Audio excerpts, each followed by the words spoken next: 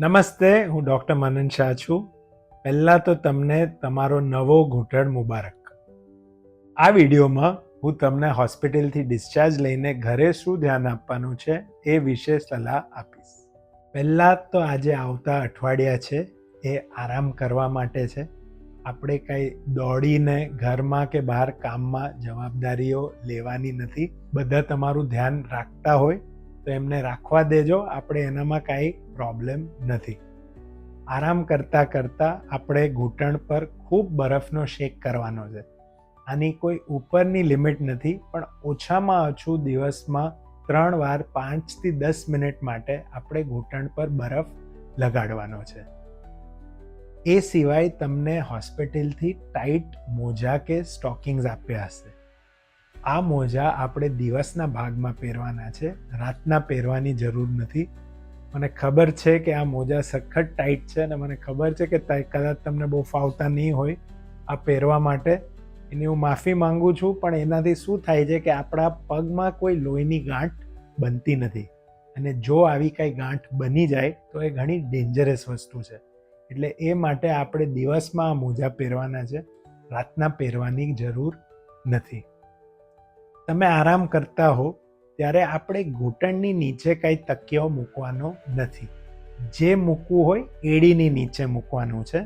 એટલે ઘૂંટણની નીચે કાંઈ મૂકીએ ને આપણે તો ઘૂંટણ વળેલો રહે છે થોડો, એ પછી આ પોઝિશનમાં અટકી જાય એમ છે. એડીની નીચે આવે તો ઘૂંટણ ઓટોમેટિકલી સીધો રહેશે, અને પછી તે આપણને સીધો કરવાનો હોય એવો પ્રોબ્લેમ આવશે નહીં. આ વસ્તુની તમે ધ્યાન રાખજો.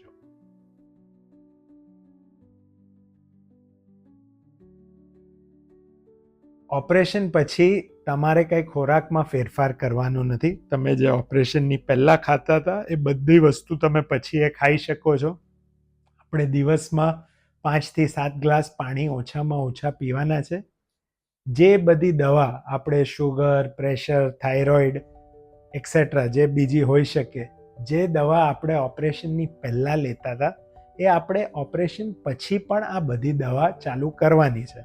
તમારા ડિસ્ચાર્જ સમરીમાં એ હશે, પણ ન એ હોય ને તો એ આપણે સમજવાનું છે કે આ દવાઓ આપણે ફરીથી ચાલુ કરવાની છે.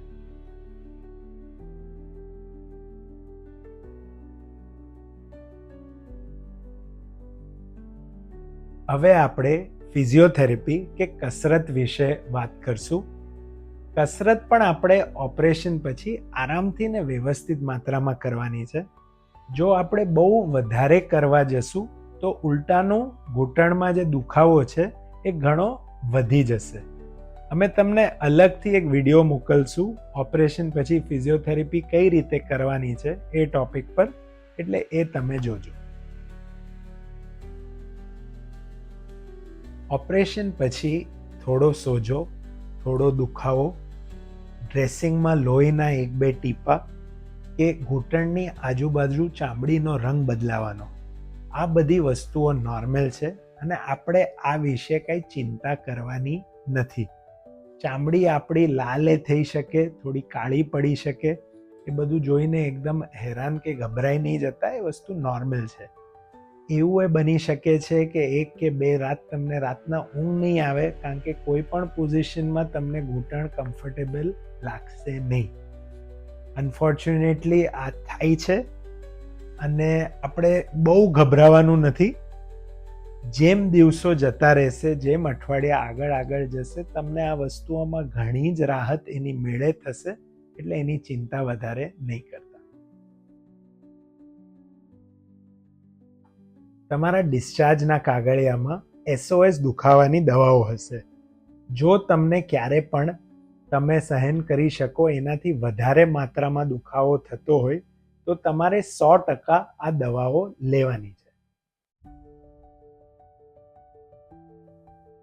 ઘૂંટણના ઓપરેશન હવે ઘણા સેફ થઈ ગયા છે, તો એ રેર સંજોગોમાં મોટી તકલીફ થઈ શકતી હોય છે. અને પહેલો એવો સંજોગ છે કે જો તમને છાતીમાં દુખતું હોય, કે શ્વાસ ઘણો ચડી જતો હોય, કે પિંડીમાં સખત સોજો આવી ગયો હોય, આ વસ્તુઓ તમને જો સાથે થતી હોય તો તમારી આજુબાજુમાં જે મોટી હોસ્પિટલ છે ત્યાં તમારે ઇમરજન્સીમાં જતા રહેવાનું છે. કોઈ વસ્તુની રાહ જોવાની નથી.